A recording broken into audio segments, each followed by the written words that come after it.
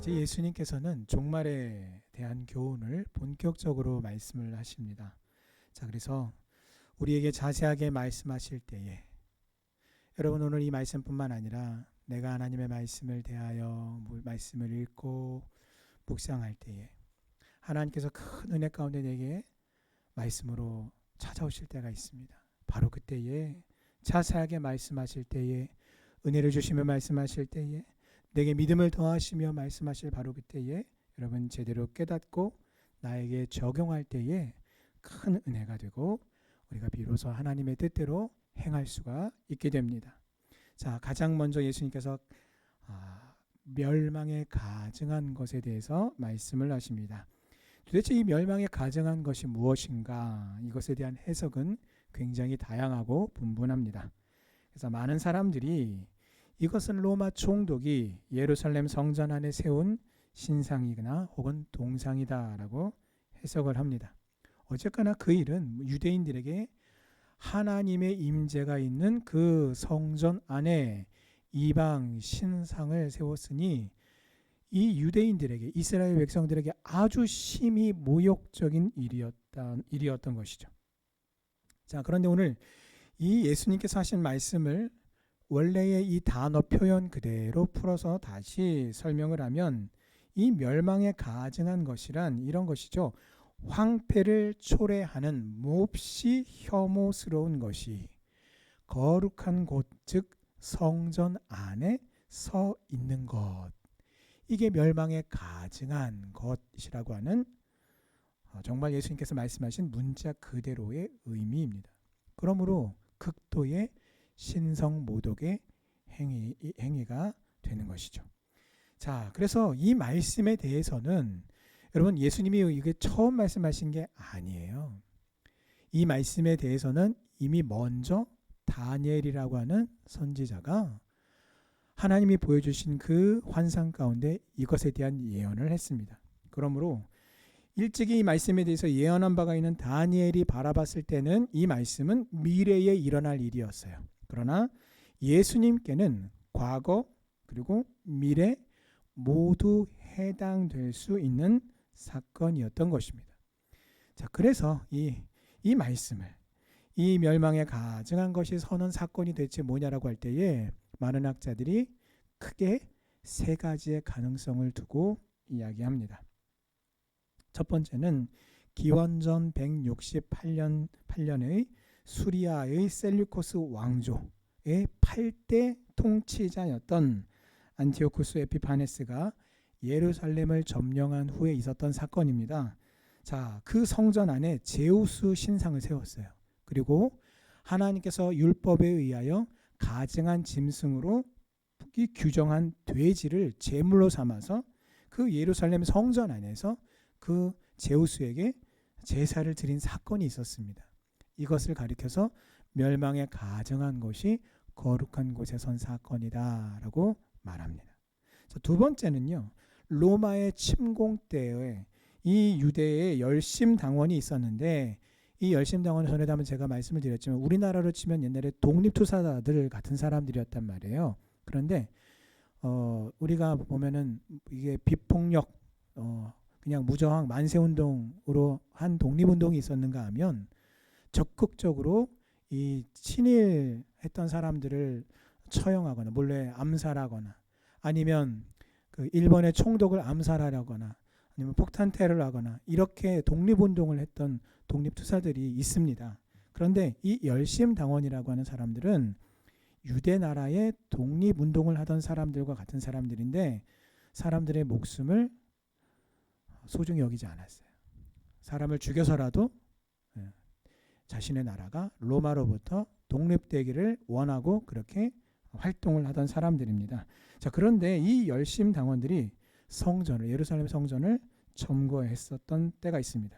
그래서 그들이 타락한 제사장이 되어서 드리던 제사가 있었는데 그것을 폐지한 그 사건이다라고 보는 견해입니다.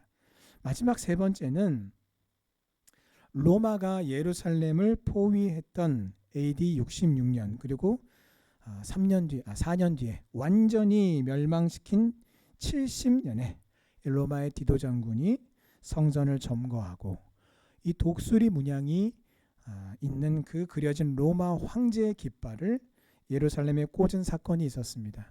그런데 이 로마 황제는요, 이 깃발이 황제를 상징하네라는 정도가 아니에요. 왜냐하면 로마 황제는 자기 스스로를 신이라고 그렇게 사람들에게 강요하고 그렇게 자신을 숭배하도록 그렇게 요구하고 강요했어요. 그리고 훗날 기독교가 국교화되기 전에 심각한 박해가 있었던 수많은 날 동안에 우리가 사람들이 다른 사람은 몰라도 로마 황제 중에 네로 황제는 다 알더라고요. 근데 여러분 기독교를 핍박했던 것은요 네로만이 아니에요. 말도 못하는 핍박의 역사들이 있었는데 그때의 핍박의 근거 중에 하나가 무엇이었냐면 로마의 황제를 숭배하지 아니하고 오직 예수 그리스도를 숭배하는 자들이라고 하는 그 이유 때문에 기독교가 그리고 그리스도인들이 핍박을 당하고 순교를 당했던 이유 중에 하나가 바로 그 이유입니다. 자, 그런데 그 신을 상징하는 독수리 깃발을 예루살렘 성전에 갖다가 꽂은 것입니다. 자, 예수님은요, 이 똑같은 말씀을 기록해 놓은 병행 구절이 되는 누가복음 21장 20절에서 이렇게 말씀을 하십니다. 자세하게 좀 더 설명하시기를 너희가 예루살렘이 군대들에게 에워싸이는 것을 보거든 그 멸망이 가까운 줄을 알라라고 말씀하셨어요. 그래서 방금 말씀을 드렸던 세 가지 견해 중에서 가운데 거를 빼고요. 첫 번째와 세 번째의 의견을 역사적인 사실, 역사적인 사건으로 받아들이고 우리가 이해하면 좋겠습니다. 자, 그러나 그게 끝이 아닙니다. 우리가 바라볼 우리에게 있어서 미래에 속한 시간들, 즉 세상의 종말의 때에도 하나님의 거룩하심이 크게 유린이 되는 사건이 있을 것을 예고하는 말씀으로 또한 우리가 받아야 합니다. 그러므로 오늘 15절에 읽는 자는 깨달을진저라고 말씀하시는 것입니다. 그러므로 그렇게 말씀하실 때 여러분 읽는 자는 깨달을진저라는 말이 어떤 상황을 설명하고 있냐면요. 내가 지금 이 글을 읽고 있는 이 자체가 하나님이 나에게 그것을 깨닫도록 허락하신 은혜의 시간이라는 거예요. 성경에 기록된 말씀들은요. 이해하기 쉬운 말씀도 있지만 어떤 말씀들은 도저히 이해하기가 좀 어려운 말씀들이 있습니다. 자, 그런데 가만히 보면 그 어려운 말씀들은 가만히 보면 어떤 표현의 형태에 따라 달라요. 시로 압축이 된 구절들을 저희가 이해하기가 좀 어렵고요. 예언의 말씀으로 압축된 말씀들이 또 이해하기가 참 쉽지 않습니다. 자, 그래서 오늘 예수님께서 말씀하신 읽는 자는 깨달으라 라는 이 말씀은 성경을 읽는 사람은 반드시 그 성경을 이해하려고 노력하라 라는 그런 의미인 것입니다. 자, 왜요? 이해되지 않은 말씀은요, 내 삶에 적용할 수가 없고 활용할 수가 없기 때문입니다. 다시 말씀을 드립니다.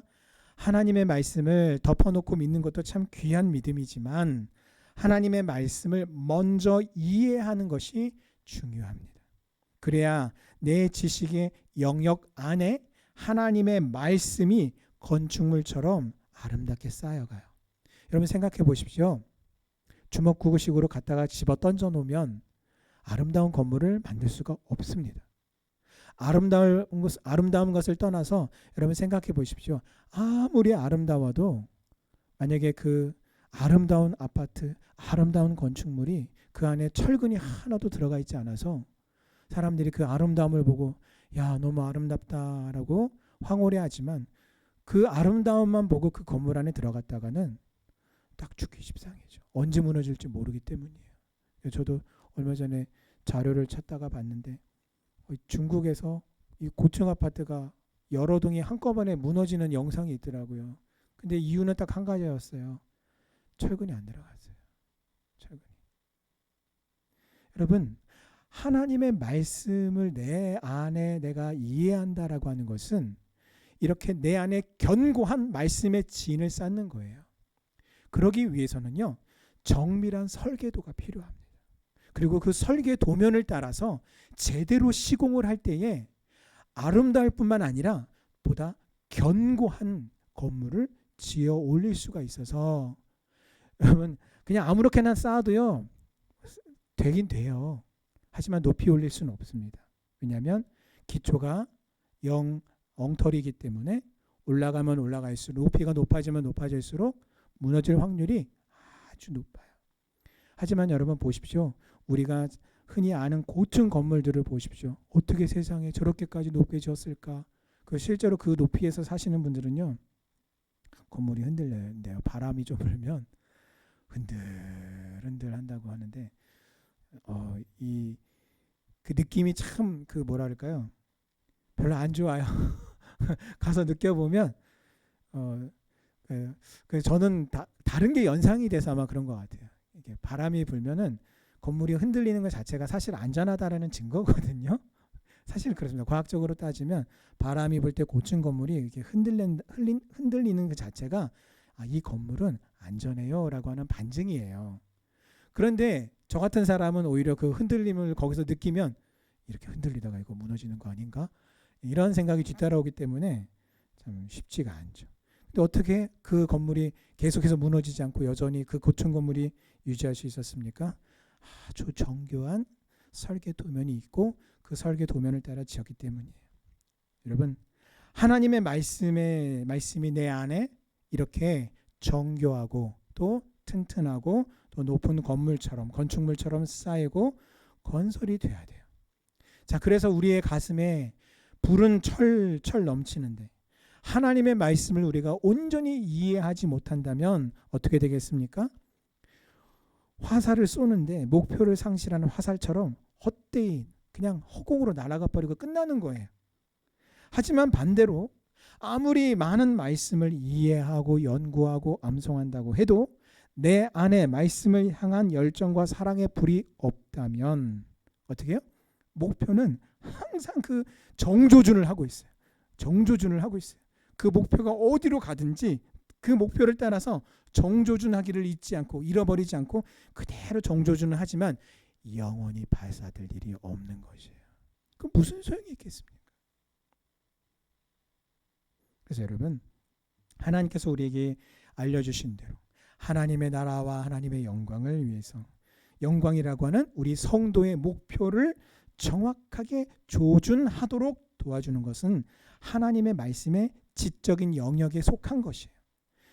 또한 정적인 영역에 해당되는 것은 열심과 사모함이 내 안에 있을 때에 여러분 우리가 활을 잡고 화살을 날리기 위해서 시위를 당기게 됩니다.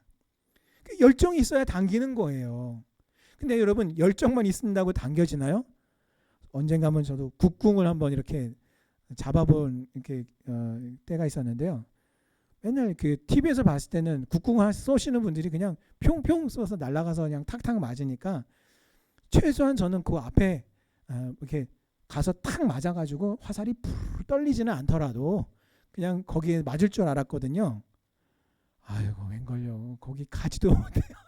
그 이유가 뭐냐면요. 이게 안 당겨지는 거예요. 그래서 제가 이게 엄청나게 연습을 하고 여기에 근육을 막 붙여서 단련을 하지 않으면 이거 당기는 게 이게 쉽지가 않겠구나. 여러분 정조준을 하고요. 열정이 있어서 시위를 당기기는 했어요. 그런데 이 시위를 당기는 일이 너무 힘들어요. 너무 고통스러워요. 결코 쉬운 일이 아닙니다. 근데 이거를 해내기 위해서는 뭐가 필요합니까? 의지가 반드시 필요하다라는 거예요.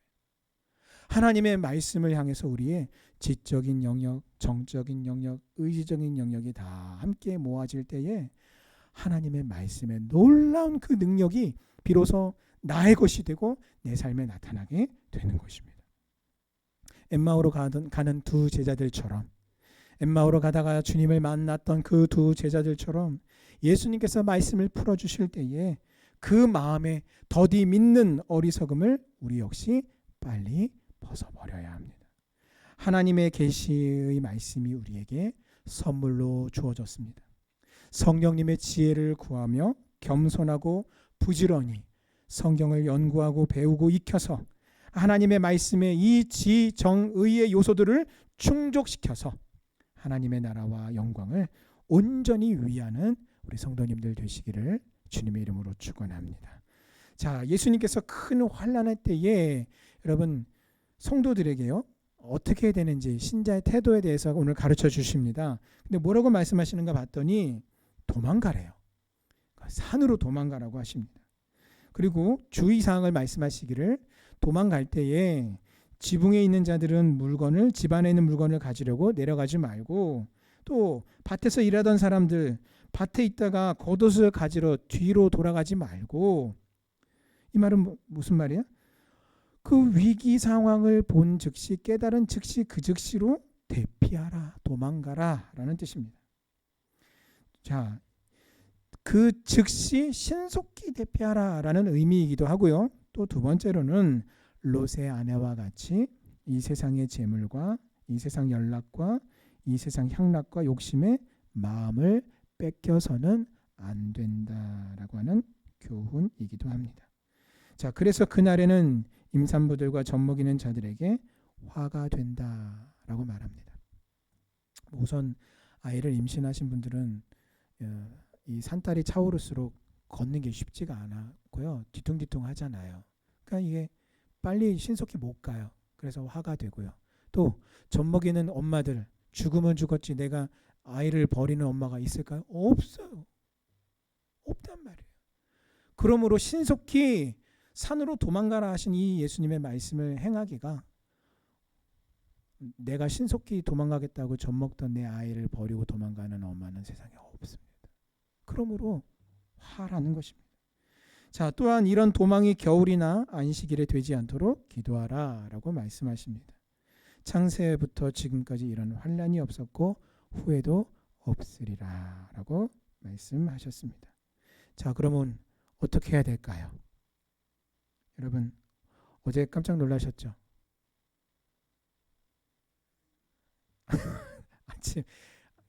아침에 아신 분도 계시고 일찍 주무신 분들은 아마 모르셨을 것 같아요. 저도 어저께 밤늦게 알았어요.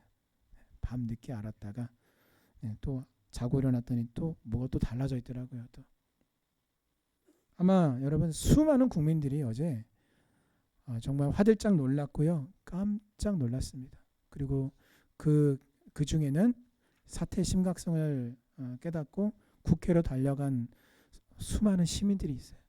보니까 서울 시민들만 달려간 게 아니라 수도권에서도 가신 분들도 계시더라고요. 자기 온몸으로 장갑차를 막고 군인들을 저지하고 그것을 했어요. 그래서 여러분 이런 이렇게 막 지금 어수선한 때잖아요. 그런데요, 이 어수선한 때에 그래서 사람들이 죄다 지금 인터넷에 보면 난리예요. 대통령을 성토하고 지금 정치권을 여권을 성토하는 지금 사람들의 의견이 지금 말도 못합니다. 그런데 제가 보다가 깜짝 놀란 글을 하나 봤어요. 세상에 이런 시기에 이런 사람도 있구나. 제가 뭘 봤냐면요. 어떤 사람이 이렇게 글을 썼더라고요. 내가 이런 날이 올 줄 알고 나는 미리 생존 가방을 챙겨놨지. 그래서 제가 생존 가방을 챙겨놨다 이게 뭔가 하고 찾아봤더니요. 여러분 인터넷에 팔더라고요. 꼭 이 계엄령이 내려서만이 아니라 우리가 흔히 말하는 재난, 천재지변 때에 그 위기 상황이 되면요. 우리가 이것도 집 안에 들어가가지고 이것도 챙기고 저것도 챙기다가 보면 어떻게 돼요? 죽어요. 늦습니다. 오늘 예수님께서 말씀하신 첫 번째 신속히 대피하라는 것에 여러분 위기 상황이면 가장 우리가 교육받는 게 뭐예요? 빨리 대피하라는 거예요. 그럴 때에 모든 걸 다 챙기지 못하더라도 이거 하나만 내가 챙기고 남으면 내가 살아남을 수 있다라고 하는 게 생존 가방이에요. 생존 키트라고도 부르는데요. 여러분 인터넷에 그 몰에 가면요. 그 사이즈별로 다 팝니다. 근데 그 사람이 자기는 이거 미리 챙겨놨다라고 막 자랑을 하는 거예요. 그랬더니 사람들이 아유 그래요, 네 대단하십니다. 그냥 이러면서 이렇게 지나갔는데 그러면 여러분 우리도 어떻게 해야 됩니까? 오늘 예수님이 말씀을 우리에게 적용하려면 오늘 예배 마치고 가셔서 다 생존 가방 하나씩 사실랍니까? 아니면요. 여러분 제가 이전하고 달리 뭘 느꼈냐면 이전에 제가 그 난민과 관련된 교육을 NGO 단체에서 국제 단체에서 받은 적이 있어요. 저희 부부가 함께 받았었는데 그때의 수많은 난민 구호와 난민에 관련된 이런 어떤 그런 교육을 받으면서 그때 뼈저리게 깨달았던 게 뭐냐면 맨날 그 미국 영화에서나 봤던 그런 일들을 그 난민 교육을 하면서 우리 참 그 교육생들에게 가르치는 거예요. 뭐냐면 어떤 국가적 재난의 시기 때에 가족들 간에는 어떤 큰 위기가 있어서 흩어져서 그 위기를 맞이했을 때에 어디서 만나기로 사전에 다 약속이 되어 있어야 된다라는 겁니다. 그리고 또한 어떤 살아남기 위한 생존의 방법, 생존의 계획, 그것을 또한 준비하는 것들이 좀 있어야 된다라는 것이에요. 그래서 그때 당시에는 야, 이걸 이대로 하려고 하면 참 일일이 내가 하나씩을 다 따로따로 구해다가 만들어야 되겠구나 했는데요. 제가 지금 이 말씀을 왜 드리냐면 시대가 굉장히 달라졌다는 거예요. 지금 그것을 인터넷에서 그냥 클릭만 하면 살 수 있다라는 거예요. 그만큼 과거에 비해서 오늘날에는 이 사람들이, 국민들이 어떤 그런 재난적인 상황에 대해서 좀 대비하고자 하는 그런 마음들이 굉장히 널리 저변으로 퍼져 있다라는 겁니다. 자, 그런데 여러분, 그래서 과거보다는 생존 키트를 준비해 놓는 국민들이 많이 늘어났어요. 하지만 그럼에도 불구하고 미국이라고 하는 나라에 비하면 이런 생존 키트 정도는 어린아이 장난 수준일 뿐입니다. 자기 소유의 땅에 거대한 방공호를 파놓고 위기나 큰 환란의 날에 거기로 들어갈 계획을 세워놓은 사람들도요 굉장히 많습니다. 그 언제 들어갈 건데요? 핵전쟁이 일어나면. 가능성은 없지만 하도 영화에 하도 많이 나오니까 좀비 때가 나타나면 사람들이 감당할 수 없는 그런 재난의 때가 되면 바로 그냥 거기로 들어가면 그 안에 발전시설, 또 환기시설, 또 비상식량, 어떤 일정한 기간 동안 살아남을 수 있는 무기도 그 안에 다 집어넣어놨더라고요. 자, 그래서 사람들마다 다 달라요.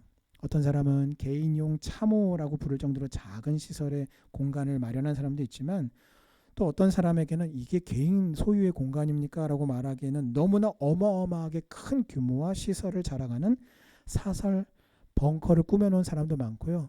미국은 이미 이 사설 벙커를 판매하는 시장도 어마어마하게 큽니다. 그러면 이제 어떻게 해야 됩니까? 우리 이제 돌아가서 예배 마치고 가서 당장 내 오늘 밤부터 앞마당도 파고 뒷마당도 파고 그래야 되나요? 여러분, 이 환난의 날에 정말 우리에게 진짜로 필요한 게 뭡니까? 그것은 하나님의 도우심이에요. 여러분, 오늘 22절에 보시면 예수님이 뭐라고 말씀하시냐면 이 환난의 때에 하나님의 도우심이 있다라고 말씀하십니다. 그것은 바로 환난의 날들을 감하시는 겁니다. 줄이시는 것입니다. 여러분, 하나님의 도우심이 없이 살아남을 인간은 아무도 없습니다. 하나님의 도우심이 없이는 모든 육체가 구원을 얻지 못한다라고 말씀하실 정도이니 예수님께서 말씀하신 이 환난은 참으로 전무후무한 환난임이 틀림이 없습니다.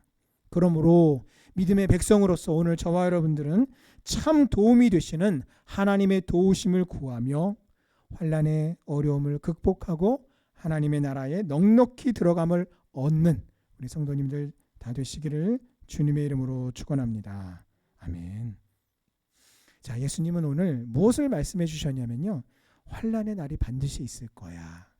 그런데 그때에 예수님이 전하신 이 말씀대로 따르면 반드시 구원의 길이 열릴 거야 라고 어떠한 문제가 있을 것도 미리 알려주셨지만 그 문제 가운데에 해법도 우리에게 구원의 길을 알려주시고 말씀하셨습니다.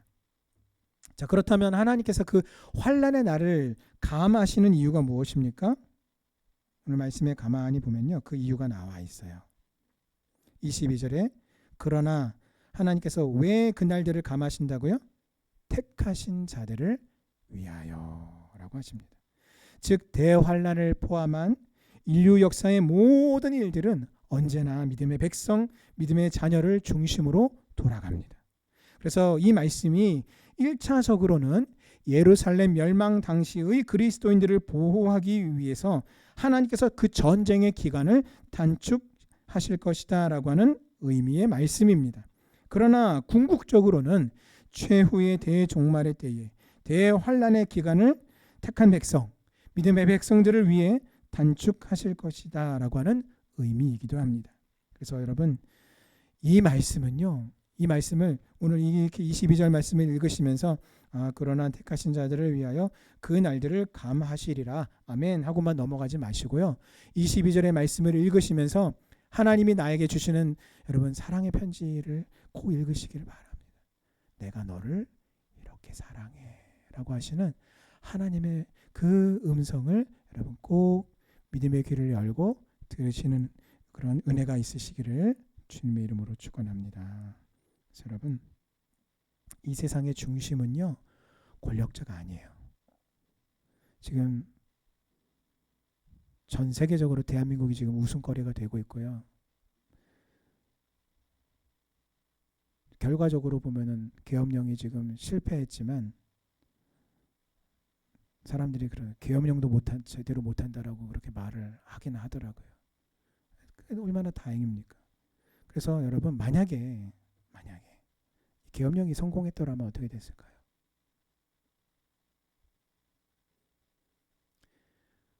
우리는 계엄령이 성공했을 때에 권력자 한 사람에게 다시 이 나라가 다시 독재를 하는 나라가 다시 돌아가는 것인가?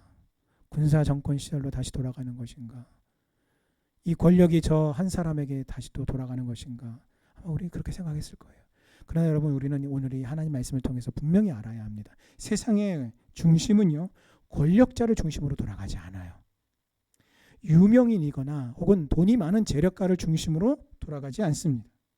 그들은 그저 하나님의 뜻을 이루는데 쓰임받는 도구일 뿐이에요. 실은 하나님의 택한 백성들을 중심으로 하나님께서 우주 만물을 섭리하시고 다스리시고 통치하십니다.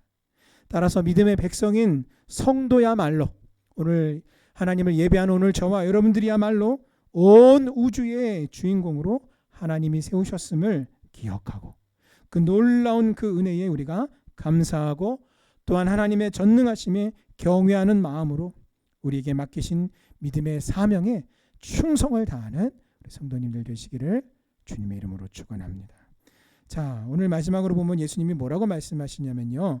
종말의 때가 되면 오히려 사람들의 말이 더 무성해진다, 많아진다라고 말씀하세요.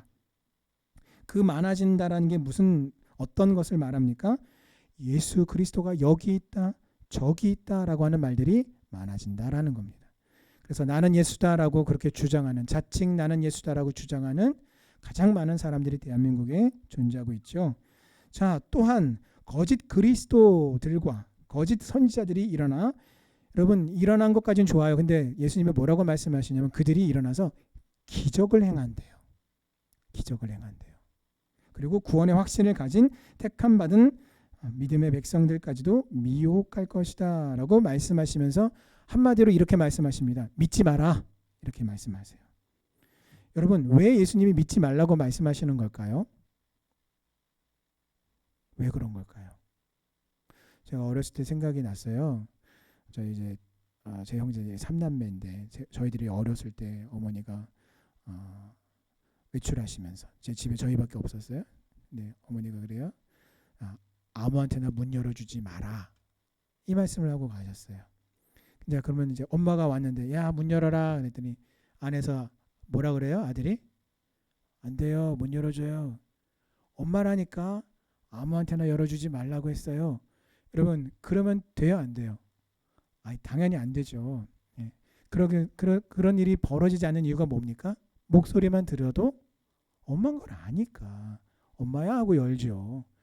그런 아들이 있을까요? 예, 있을 수도 있겠지만 제가 지금 뭘 말씀을 드리냐면 예수님께서 이렇게 말씀하실 거면 얘들아 절대 믿지 마.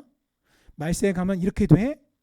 절대 믿지 마. 하지만 내가 왔을 때 내가 이런 암호를 할게. 이런 신호를 할게. 그러면 난 줄 알아? 뭔가 이런 힌트를 주셨어야 되잖아요.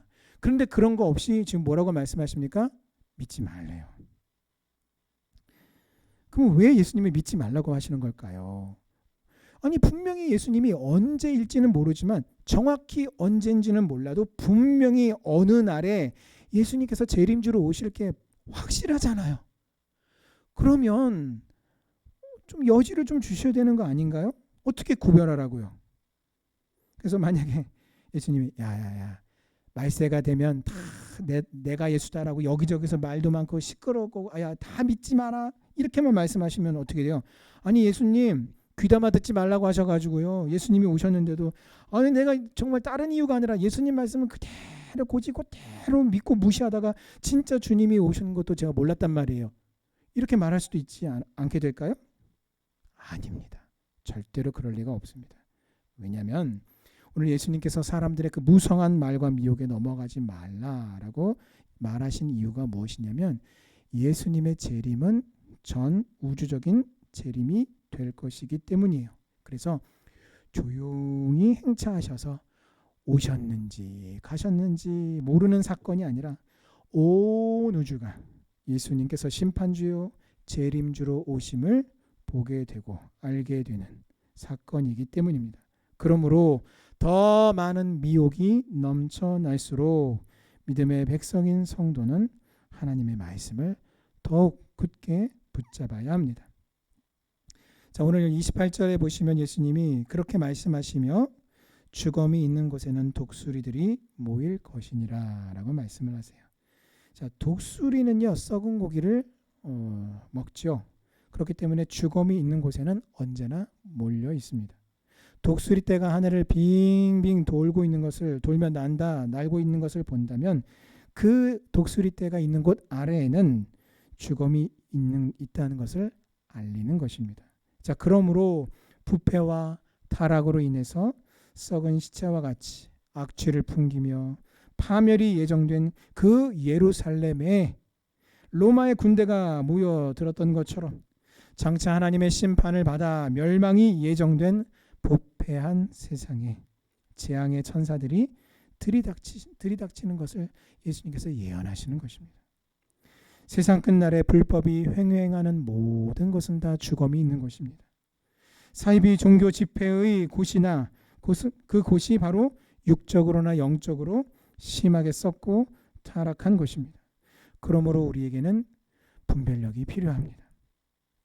까마귀가 노는 곳에 백로가 가지 않는 것처럼 하나님 보시기에 더러운 죄로부터 자신을 멀리 구별해야 합니다. 대신에 언제나 우리가 말씀과 기도 속에서 향기로운 생명의 그 향기와 은혜의 향기를 머금고 신령한 말씀이 넘치는 곳에 항상 머무는 성도님 되시기를 바랍니다. 그곳은 기도의 자리요, 말씀의 자리요, 또 예배의 자리이며 성령 충만함을 받는 자리인 것입니다. 그래서 우리가 상상도 못했던 그날과 그 시에 도둑과 같이 재림주로 예수님이 오실지라도 거룩한 신부와 같이 신랑 되신 주님을 기쁨으로 맞이하는 성도님들 다 되시기를 주님의 이름으로 축원합니다. 아멘. 기도하시겠습니다. 할렐루야. 여호와 하나님을 찬양합니다.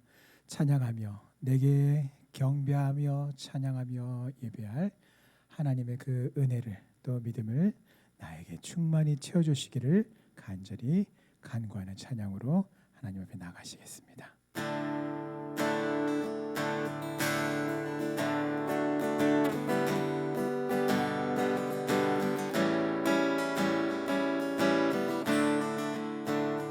기름을 채워라 계속하게 주 맞을 준비되느냐 이 세상 심판날 가까웠네 계속하게 기름 채워 다시 한번 기름을 채워라 기름을 채워라 계속하게 주 맞을 준비되느냐 이 세상 심판날 가까웠네 계속하게 기름 채워라 찬양하라 노래하라 우리 주께 영광 돌리세 찬양하라 노래하라 소리 높여 노래해 채워라 계속하길 주 맞을 준비됐느냐 이 세상 심판만 가까웠네 계속하게 기름 채워라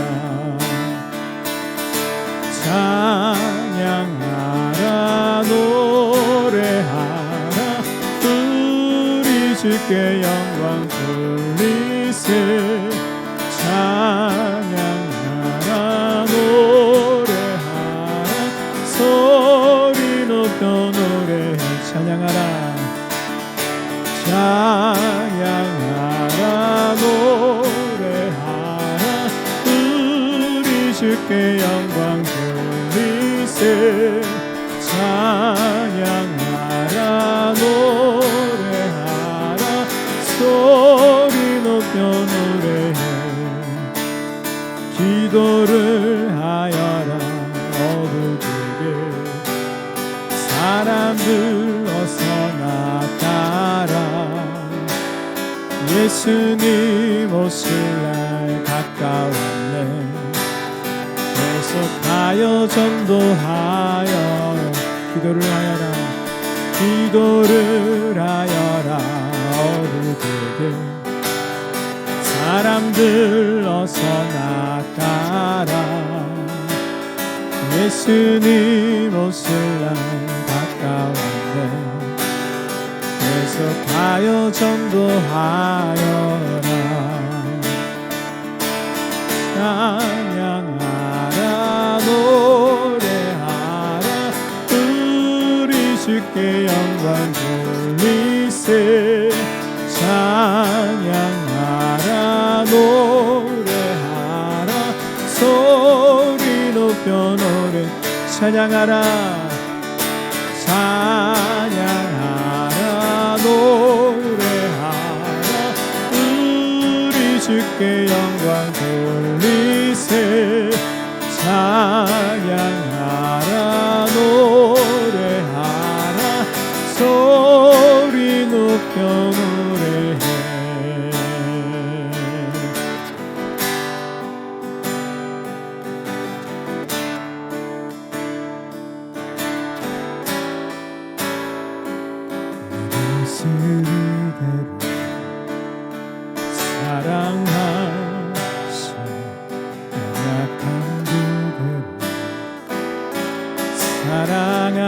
사랑하시네 나의 모든 발걸음 주가 하시나니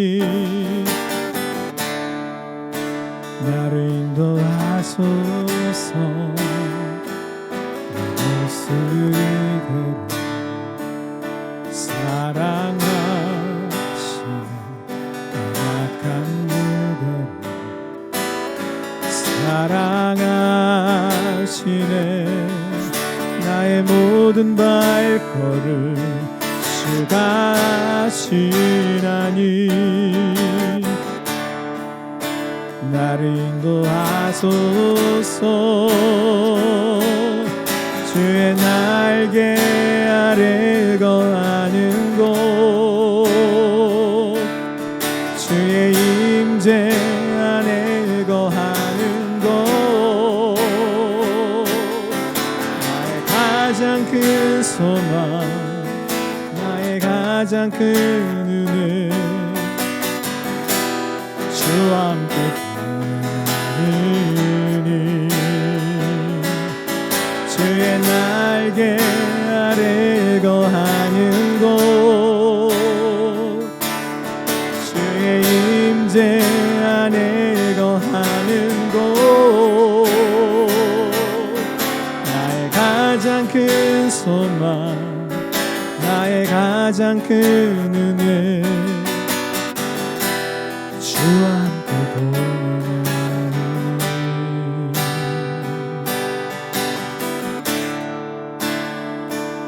내 모습을 사랑하시네 약한 그대로 사랑하시네 나의 모든 인도하시나니 나를 인도하소서. 모습이대로 사랑하시네 약한 그대로 사랑하시네 나의 모든 발걸음 주가 하시나니 나를 인도하소서. 주의 날개 아래 거하는 곳 주의 임재 안에 거하는 곳 나의 가장 큰 소망 나의 가장 큰 은혜 주와 함께 동행하느니 주의 날개 아래 거하는 곳 주의 임재 안에 거하는 곳 나의 가장 큰 소망 나의 가장 큰 은혜 주와 함께 동행하느니 나의 가장 큰 소망 나의 가장 큰 소망 나의 가장 큰 은혜 주와 함께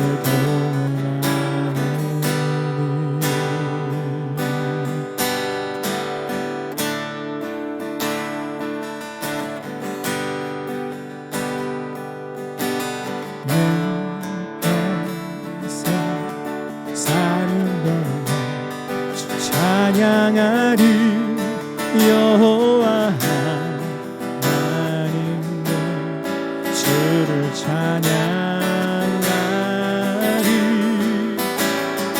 주님을 묵상하리 즐겁도다 내 영혼 주 안에서 참 기쁘리 내 영혼아 주님을 송축하라 내 영혼아 주님을 찬양하라 내 영혼아 주님을 송축하라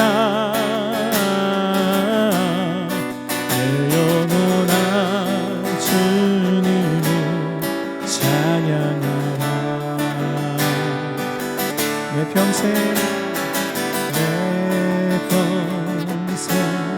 사는 동안 주 찬양하리 여호와 하나님은 주를 찬양하리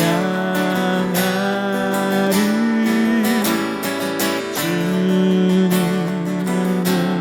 묵상하리 즐겁도다 내 영혼 주 안에서 참 기쁘리 내 영혼아 주님을 송축하라 내 영혼아 주님을 찬양하라 내 영혼아 주님을 송축하라 내 영혼아 주님을 찬양 내 영혼아 주님을 바라보라 내 영혼아 주님을 바라보라 내 영혼아 주님을 바라보라